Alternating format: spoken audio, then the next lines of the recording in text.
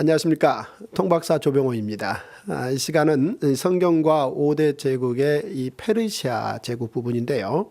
이 마라톤 전쟁과 이 살라미스 전쟁을 중심으로 이야기를 살펴볼 수 있는 시간을 갖겠습니다. 페르시아 하면 이 전쟁 이야기가 굉장히 깊숙하게 다뤄집니다. 이전 제국이었던 바벨론 제국하면은 바벨론 하면 성이 따라 붙습니다. 그래서 바벨론 성 이야기가 바벨론 제국에서 굉장히 중요한 이야기였습니다.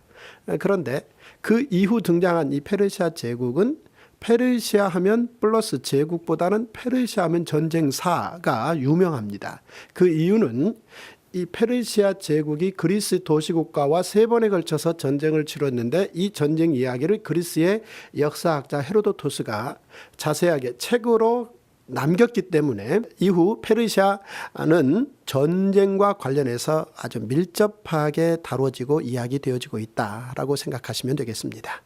페르시아는 약 한 5명의 왕들에 의한 역사가 중심이 되어서 제국 이야기를 풀어갈 수 있는데요. 첫 번째 이야기는 우리가 지난 시간에 살펴보았던 키루스 2세입니다. 그 키루스 2세가 그의 아들 캄비세스에게 왕위를 넘깁니다. 그런데 캄비세스가 약 한 8년 정도 왕위에 재직한 후 후사를 남기지 않고 죽습니다. 그래서 다레이오스라는 왕이 등장하고 그의 아들 크세르크세스, 그 다음 아르타크세르크세스, 이렇게 약 한 5명의 중요 왕들이 페르시아 제국의 중심축이었다라고 생각해 주시면 되겠습니다. 그러면 캄비세스가 죽고 난 후 다레이오스는 어떻게 해서 왕이 되었는가, 이 부분에 대해서 생각해 볼 필요가 있겠는데요.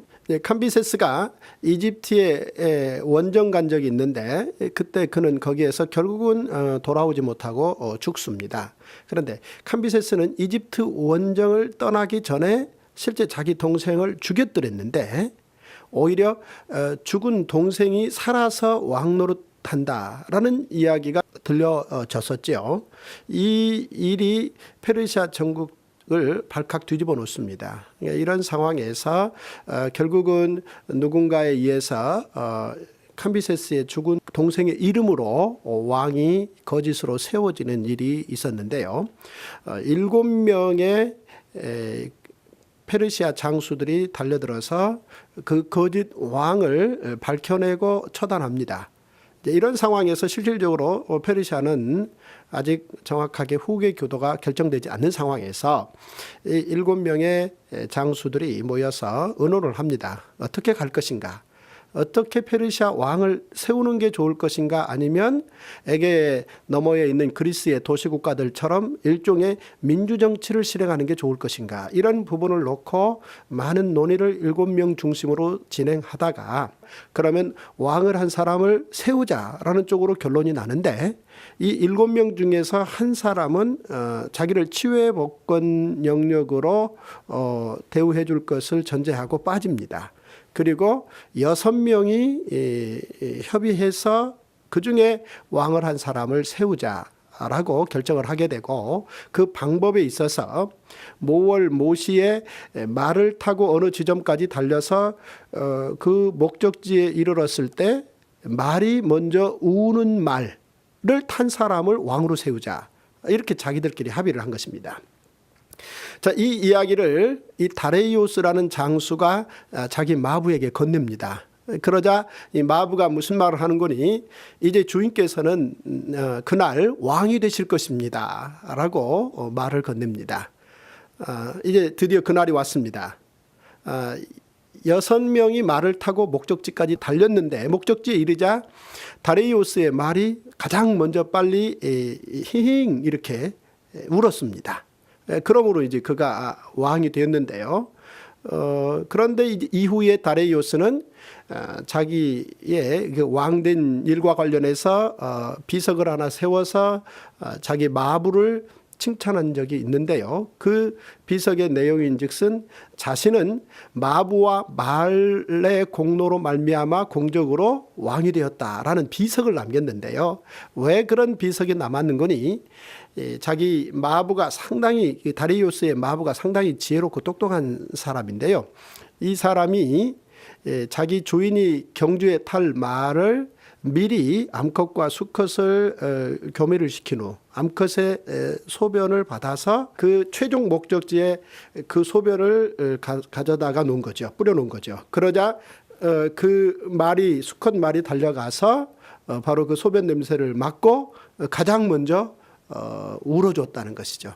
해서 결국은 다레이오스가 왕이 됩니다. 이렇게 해서 왕이 된 이 다레이오스는 이전에 이 페르시아의 이 건국의 왕 키루스 2세나 캄비세스보다도 더 월등한 유능함으로 제국 전체를 120도로 지방화 정책을 잘 추진해서 상상할 수 없는 효과적인 제국 경영을 진행합니다. 그래서 아주 큰 부자 제국을 만드는데요. 그런 그에게도 시련은 왔습니다. 다름이 아니고 이 바벨론 성에서 반란이 일어난 것입니다. 따라서 이 다레이오스는 이 바벨론 성을 반란 진입하기 위해서 군대를 이끌고 바벨론 성으로 갔습니다. 그런데 바벨론 성에서 아예 작정을 하고 페르시아 제국의 이 반란을 주도하고 나온 것이죠. 이전에 지난 시간에 살폈습니다마는 이 바벨론이 제국을 페르시아에게 넘겨줄 때 그들 입장에서는 상당히 어이없게 넘겨줬단 말이죠. 이런 상황에서 바벨론 성의 사람들이 페르시아 제국의 지배를 받는 것에 대해서 결국은 불만을 갖게 되었고 우리도 다시 독립을 하고 새롭게 제국을 만들 수 있지 않겠느냐라는 생각을 가지고 결국 반란을 시작한 건데요. 이 반란을 반드시 성공해야 되겠다라는 계획을 가지고 먼저 이 바벨론 성의 이 반란 주모자들은 바벨론 성을 중심으로 오래 페르시아에게 저항하기 위해서 그 성 안에 자기 가족들 가운데 이 여인들 중에 밥해 줄 수 있는 어머니 한 분을 남겨놓고 나머지 여인들을 스스로 죽였다는 것입니다.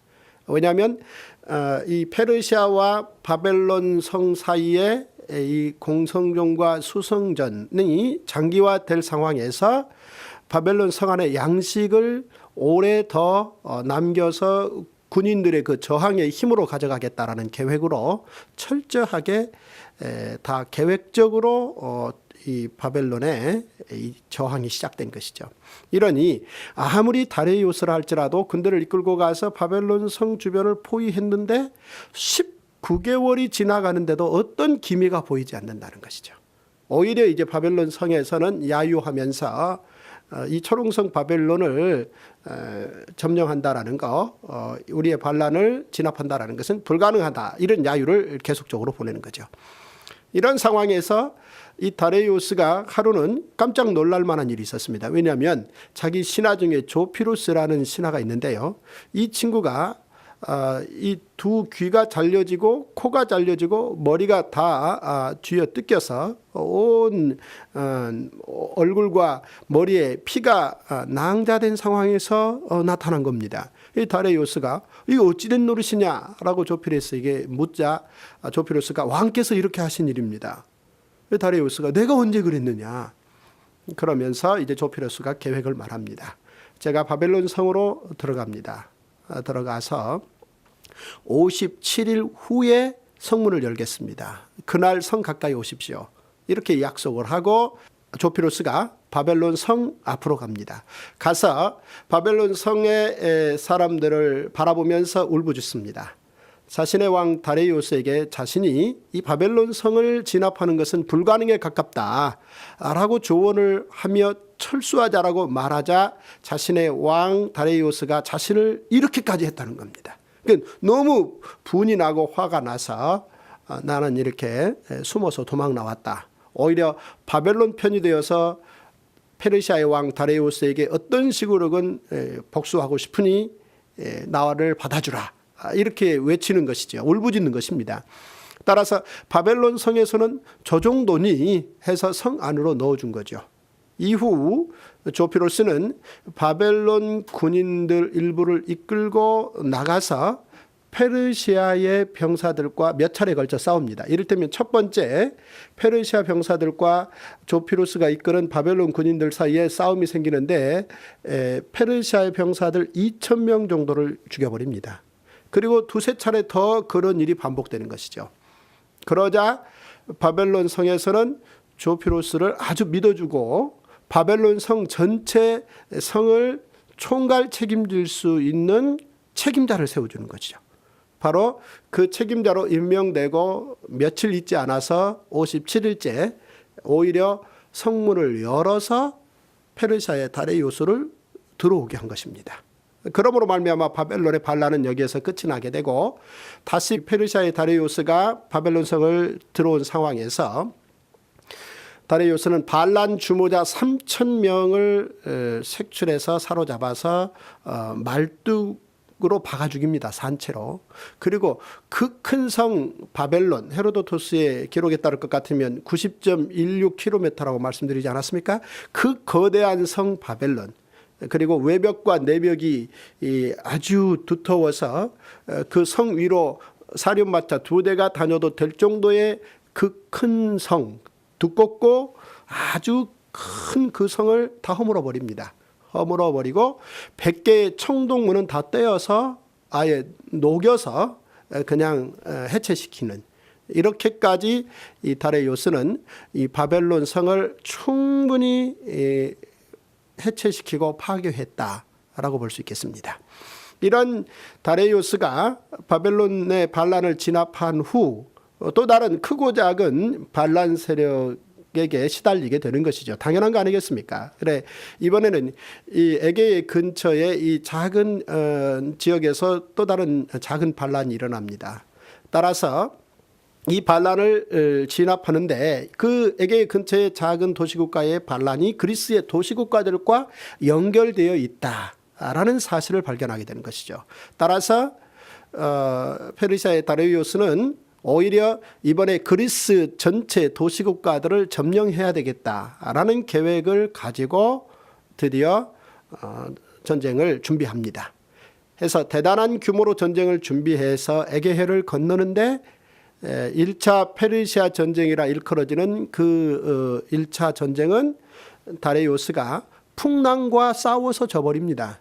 그래서 건너가던 배 약 한 300여 척이 파손되면서 결국은 돌아오게 되는 것이죠. 헤로도토스는 이것을 제1차 페르시아 전쟁이라고 기록하고 있습니다. 여기에서 멈출 리가 없는 다레이오스는 다시 준비를 해서 그리스의 도시국가들 가운데 하나인 아테네의 도시국가들로 진입합니다. 그런데 바로 이때 아테네 도시국가 중에 명장 중에 한 사람으로 일컬어지는 밀티아데스라는 사람이 이 페르시아의 그 군인들을 마라톤으로 유인합니다.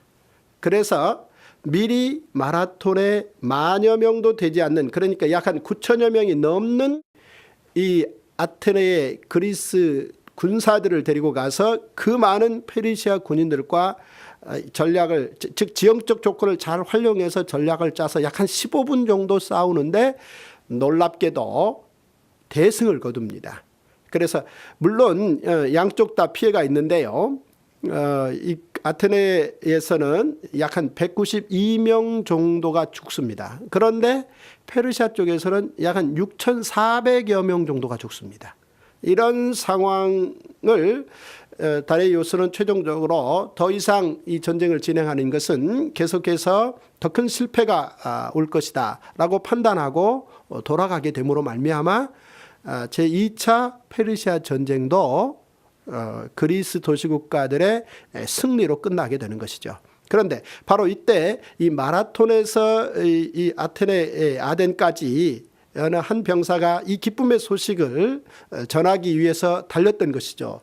이 길이가, 이 달렸던 거리가 42.195 정도의 킬로미터인데요. 이것이 이후에 근대 올림픽의 기원 거리가 되었다라는 거 우리가 이미 다 알고 계실 것입니다. 그런데 이후에 보면은 사실 그리스의 도시국가들 사이에서 많은 전쟁들이 있었습니다만 유독 이 마라톤 전쟁이 후대 역사 가운데 그렇게 유명하고 마라톤 전쟁을 모르는 사람이 없을 정도로 유명한 이유는 바로 마라톤 전쟁에서 192명이라는 귀족들이 죽었다는 것입니다. 이 부분에 대해서 굉장히 그리스 도시국가들은 특히나 아테네는 이 귀족들의 죽음을 이제 고귀하게 여기고 명예롭게 여김으로 말미암아 사실상 엄밀하게 보면 이 마라톤 전쟁의 승리를 끊임없이 잘 세계적으로 홍보해서 오늘 그 많은 시간이 지난 우리 시대에도 마라톤 전쟁은 잘 알려졌다라고도 볼 수 있겠습니다. 자, 이렇게 다레이우스가 제2차 페르시아 전쟁도 실패하고 그는 그만 죽고 그의 아들 크세르크세스가 아버지의 뒤를 이어 왕이 됩니다. 그런데 대개의 경우 고대 정치사에서 보면 아버지 뒤를 이어 왕이 된 아들 왕은 아버지의 정치 의제에 대해서 어떤 식으로건 미흡하면 보충해야 되고 잘했으면 계승해야 되는 그런 정치적인 연결 속에서 왕위가 계승된다고 봐야 됩니다. 따라서 크세르크세스는 자기 아버지가 못다 이룬 이 그리스 도시국가들 정벌에 대해서 어떤 식으로건 준비해야 됐고 결국 크세르크세스는 자기 아버지의 이 페르시아 전쟁 준비의 규모와는 비교가 안 될 정도로 상상할 수 없을 만큼 어마어마한 군대를 동원시킵니다. 대략 약 한 60만 명 정도의 군대를 동원시킨 것으로 나와 있고요. 기록에 의하면 이 거대한 이 그리스 도시국가를 정복하기 위한 군인들이 지나가는 길목은 우물이 마르고 이를테면 그 농사지을 수 없을 만큼 이들이 머물다간 그곳을 그냥 초토화시켜 가버리는 정도의 군인들이었다고 합니다. 자, 이들이 드디어 약 한 1200~300대 정도의 배에 나누어 타고 세 번째 그리스 점령을 시도합니다. 물론 풍랑과의 전쟁에서 어느 정도 손실이 있었습니다만 그래도 대체적으로 싸움에서 이길 수 있는 넉넉한 군대 숫자를 이끌고 드디어 크세르크세스의 군대는 그리스의 도시국가들로 들어가게 됩니다. 그런데 이때 우리가 얼마 전에 우리나라에도 상영되었던 그 300이라는 영화가 있었는데요. 스파르타의 왕 레오니다스가 스파르타의 용감한 용사 300여 명을 데리고 이 테르모필레라는 이 협곡이죠. 그러니까 산과 산 사이의 계곡인데요. 바로 이런 곳에 자리를 잡고 달려들어서 지형적 조건을 가지고 크세르크세스의 군대를 충분히 막아 싸웠습니다. 그래서 상당한 성과를 거뒀던 거죠. 그럼에도 불구하고 크세르크세스의 그 거대한 군대를 막을 수는 없었고 결국 아테네를 비울 수밖에 없었고 크세르크세스의 군대는 아테네 전체를 불태웠습니다. 그런데 바로 이때 이 육전에서 이렇게 일정 성공을 거두었으나 대부분 실패하며 그리스의 도시국가들이 페르시아의 제국의 손으로 넘어가고 있을 그 무렵에 오히려 아테네의 해군 연합군들은 약 한 300여 척이 되지 않는 배들을 전체를 살라미스 해협 근처로 갖다 포진시켰다는 것입니다. 누가 이 일을 감행했느냐? 그러면 이 테미스토클레스라는 아주 유능한 아테네의 이 장수가 바로 이런 전략을 구사한 것이죠. 그리고 이 테미스토클레스는 바로 이 크세르크세스에게 심리작전을 펴는 것이죠.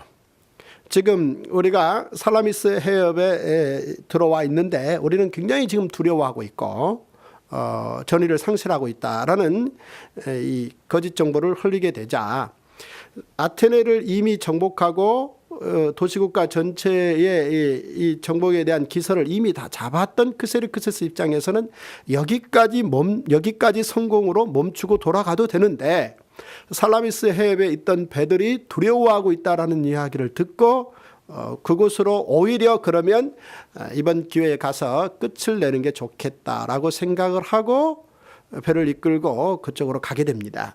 600여 척 내지 800여 척 정도로 기록이 나오는데요. 그런데 그 살라미스 해협으로 페르시아의 함대들이 들어오자 이 테미스토클레스가 이끄는 그 그리스 연합군의 이 해군들이 약 한 8시간에 걸쳐서 페르시아의 함대들을 무참히 무찌르기 시작합니다. 그래서 약 한 200여 척은 파손시키고 200여 척은 사로잡게 되는, 그리고 그 8시간의 살라미스 해협에서 페르시아의 군인들이 약 한 4만 명이 거기에서 죽게 되는 전쟁의 결과를 이끌어내는 것이죠. 그래서 결국은 살라미스 해전에서 그리스의 연합군이 이 페르시아를 이김으로 말미암아 이후에 두세 차례 더 이어지는 전쟁이 있긴 합니다만은 전체적으로 크세르크세스의 그리스 정복은 여기에서 실패하게 되고, 세 번에 걸친 페르시아 전쟁은 결국 그리스의 승리로 최종 결론이 났다라는 사실이지요. 근데 여기에서 한 가지 생각해 볼 만한 것은 이 테미스토클레스라는 아테네의 명장인데요. 즉 살라미스 해전을 승리로 이끌어간 이 명장 이야기인데요. 이 테미스토클레스는 일찍이 마라톤 전쟁 때 참여했던 사람이었습니다. 그런데 그때 마라톤 전쟁에서 페르시아를 이기긴 했지만 이 장수 생각에는 곧 이어서 페르시아가 다시 전쟁을 진행시킬 거라는 예측을 충분히 했다라는 것이죠. 따라서 어떻게 하든 잘 준비를 해야 되는데 이 준비 과정에 있어서 효과적인 전쟁 대처를 고민하던 중 아테네에서 은광이 발견되는 일이 있었다는 것입니다. 그런데 그 발견된 은광을 놓고 아테네 시민들이 모여서 회의하는 도중 각 시민들에게 적합하게 이것을 나누어 갖자라는 의견으로 이 은광의 이 혜택을 결정지으려고 하는 그런 과정에서 이 테미스토클레스는 오히려 아테네 시민들을 설득하기를 이 은광으로 배를 만들자라는 제안을 했다는 것이죠. 그런데 페르시아의 전쟁 대비 위해서 배를 만들자라고 말했을 경우는 이것이 어느 정도 합의를 이룰 수도 있겠지만 아테네의 여러 시민들에게 거절되어질 수 있는 가능성도 있는 바 인근에 있는 해적 소탕이라는 측면에서 필요하다라고 말을 하게 되었고, 결국은 아테네 시민들이 그 은광을 해군들 증강을 위해서 배를 만들 수 있도록 합의해 주게 됐고, 이 테미스토클레스는 이때 약 한 100여 척이 넘는 아주 튼튼한 배들을 건조하게 되었고, 바로 이것을 기반으로 그리스의 연합 함대를 조성해서 살라미스 해협에 그 큰 성과를 거둬냈다라는 놀라운 사실이지요. 이후 시간이 지나서 좀 더 살펴보겠습니다마는 로마와 카르타고가 세 번에 걸친 포에니 전쟁 사건이 있었는데요. 1차 포에니 전쟁에서는 해군력이 강한 이 카르타고가 이 로마를 제압했습니다마는 결국 전쟁이 무승부 상태로 끝나긴 했습니다마는 1차 포에니 전쟁의 결과로 로마는 이 카르타고에게 이 100대 이상의 배를 보유하지 못하게 하는 그런 강화 조약을 맺게 되는데요. 결국 2차 포에니 전쟁에서 한니발이라는 카르타고의 이 장군이 로마에 가서 약 10여 년에 걸쳐서 이 육군의 싸움에서 이기는 이유가 바로 이 한니발의 아버지가 스페인에 가서 육군, 즉 전통적으로 카르타고는 해군이 강했지만 1차 싸움에서 패배 이후 오히려 육군을 강화시켜서 한니발 군사를 만들었다면 페르시아 전쟁사에서는 1차 그 마라톤 전투라는 그 평지 전투에 참여한 데미스토클레스라는 아주 유능한 장수가 2차 때이죠. 이후 이제 3차 오히려 해군을 증강해서 결국 살라미스 해협에서 크나큰 성과를 거두었고 페르시아에게는 아주 큰 타격을 입힘으로 말미암아 최종적으로 세 번에 걸친 페르시아 전쟁이 그리스 연합국의 승리로 끝나게 만드는 계기였다라는 사실이죠. 여기 살라미스 해전과 관련해서 이 또 하나의 에피소드는요.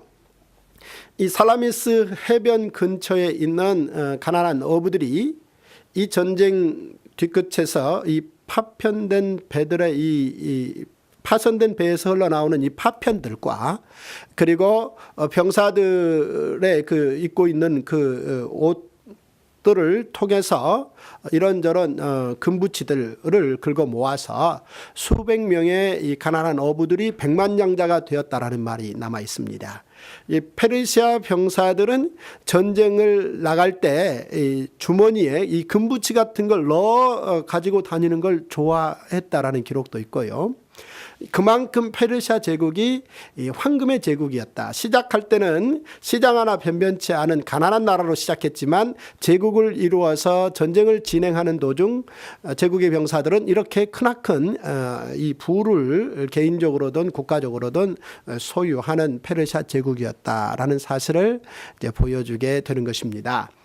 이 페르시아 제국의 바로 아주 이 중요한 이 두 가지 전쟁, 이 크세르크세스의 이 살라미스 해전, 그의 아버지 다레이오스의 이 마라톤 전쟁, 이런 이야기들은 페르시아 제국에서는 사실상 별 기록이 남아있지 않습니다. 즉 자신들이 패배한 전쟁 기록에 대해서는 그다지 기록해서 후대에 남기지 않았죠. 하지만 페르시아의 침략에 대해서 참으로 어렵고 힘들게 방어해냈지만 결국 이긴 기록을 가지고 있는 이 그리스의 한 역사학자 헤로도토스가 세월이 지난 후 이 전쟁 이야기들을 아주 꼼꼼하게 밀도 있게 잘 그려서 페르시아 전쟁이라는 제목으로 후대에 책을 남기게 되었다라는 사실이죠. 따라서 우리는 이 사실을 헤로도토스의 역사책을 통해서 알 수 있는 그런 혜택을 누리게 되었다라는 사실도 우리가 한번 생각해 보게 됩니다.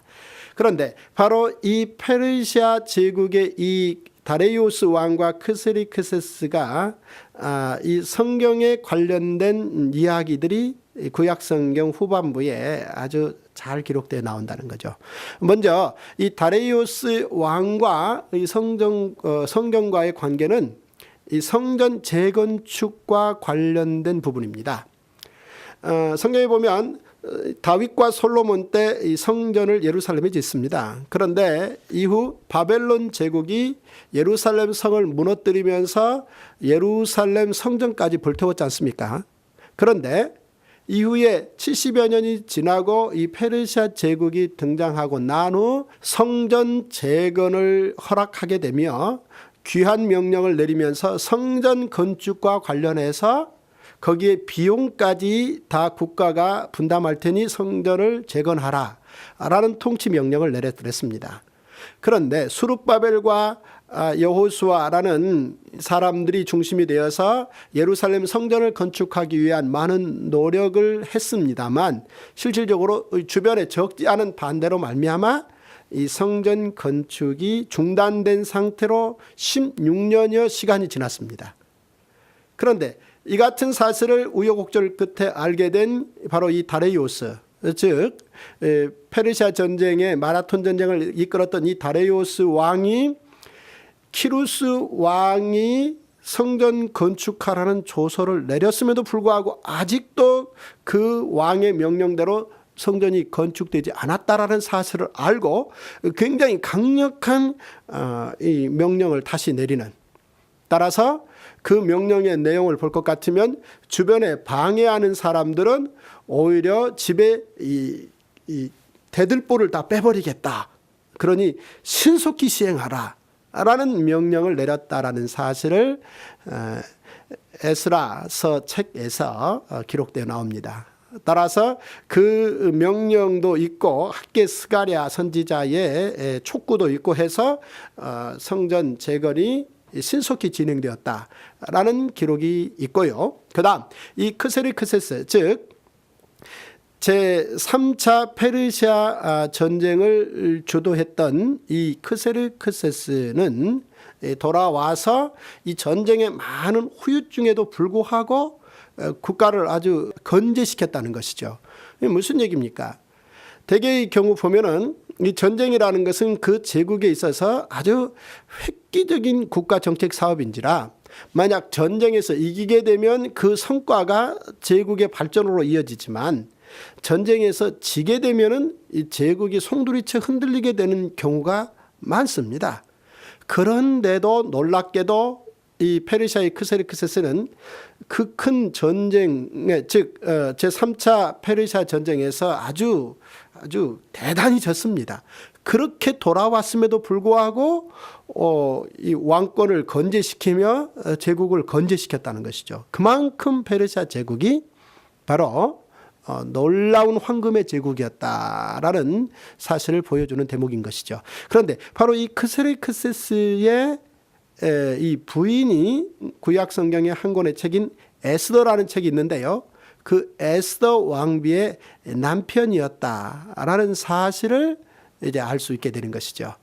이렇게 페르시아 제국과 구약 성경과는 아주 밀접하게 진행된다라는 사실을 보여주고 있습니다.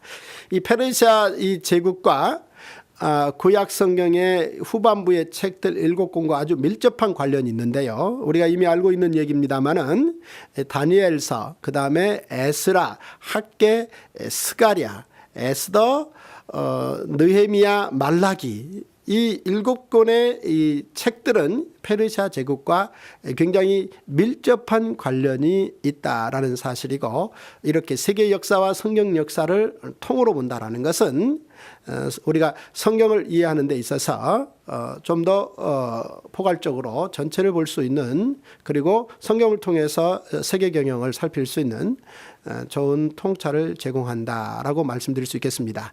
이 다음 시간에는 바로 이 크세르크세스와 에스더 왕비가 만나서 이 잔치, 즉 파티하죠. 이 파티를 어떻게 이 중요한 정치로 이어가는지 그 내용을 살펴볼 수 있도록 하겠습니다. 오늘 저는 여기까지 준비했습니다. 감사합니다.